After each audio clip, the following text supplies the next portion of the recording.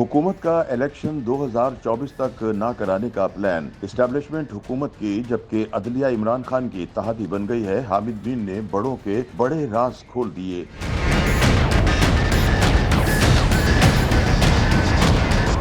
Senior صحافی حامد میر کا ایک نجی چینل کے پروگرام میں گفتگو کرتے ہوئے کہنا تھا کہ مجھے اکتوبر میں بھی الیکشن ہوتے نظر نہیں آ رہے، کیونکہ اگر اکتوبر میں بھی الیکشن ہوتے تو تب بھی یہ ساری وجوہات موجود ہوں گی جن کی وجہ سے الیکشن کمیشن 30 اپریل کو پاکستان کے 2 صوبوں میں الیکشن کروانے سے بھاگ گیا ہے۔ اکتوبر میں مجھے تو الیکشن ہوتے ہوئے اس لیے نظر نہیں آ رہے، الیکشن کمیشن نے 30 اپریل کو پاکستان کے 2 صوبوں میں الیکشن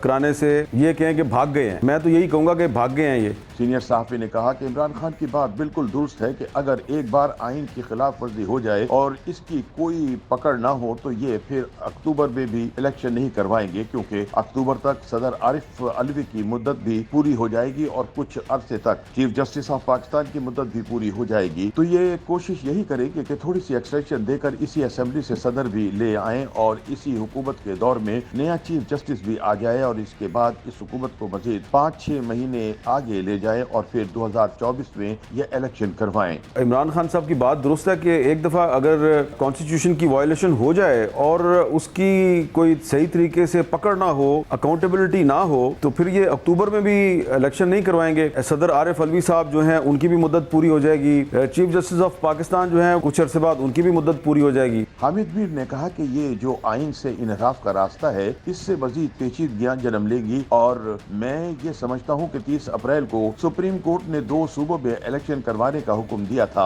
اس سے بھاگنے کا رائٹ نہ الیکشن کمیشن آف پاکستان کے پاس ہے اور نہ ہی اس حکومت کے پاس ہے، اور اگر سپریم کورٹ آف پاکستان نے اس معاملے پر کوئی اسٹینڈ نہ لیا تو مجھے لگتا ہے کہ اکتوبر میں بھی الیکشن نہیں ہوگا۔ یہ آئین سے انحراف کا جو راستہ ہے اس سے مزید پیچیدگیاں جنم لیں گی، اور میں یہ سمجھتا ہوں کہ یہ جو 30 اپریل کو سپریم کورٹ نے 2 صوبوں میں الیکشن کروانے کا حکم دیا تھا، اس سے بھاگنا، اس کو وائلیٹ کرنا، یہ رائٹ نہ الیکشن کمیشن آف پاکستان کے پاس ہے نہ اس حکومت کے پاس ہے۔ سینئر صحافی حامد میر کا مزید کہنا تھا کہ پہلے ہمیشہ جب بھی محلاتی سازشیں ہوتی تھیں اور جمہوری ادارے کمزور ہوتے تھے تو اس صورتحال میں ملٹری اسٹیبلشمنٹ اور جوڈیشری ہمیشہ ایک پیش پر ہوتے تھے، لیکن پہلی دفعہ ہمیں یہ نظر آ رہا ہے کہ پی ڈی ایم اور ملٹری اسٹیبلشمنٹ ایک طرف ہے اور عمران خان اور جوڈیشری دوسری طرف ہے۔ جوڈیشری کی ایک طرح سے باقاعدہ طور پر عمران خان کی اتحادی بنی ہوئی ہے اور عمران خان کا ساتھ دے رہی ہے، جبکہ ملٹری اسٹیبلشمنٹ اور پی ڈی ایم کی حکومت کے اتحاد سے بھی کوئی انکار نہیں کر سکتا۔ صاف دکھ رہا ہے کہ ملٹری اسٹیبلشمنٹ حکومت کا پورا ساتھ دے رہی ہے، اور اگر صورتحال ایسی ہی چلتی رہی تو اس سے پاکستان کی قومی سلامتی کے لیے بہت بڑے خطرات پیدا ہو جائیں گے۔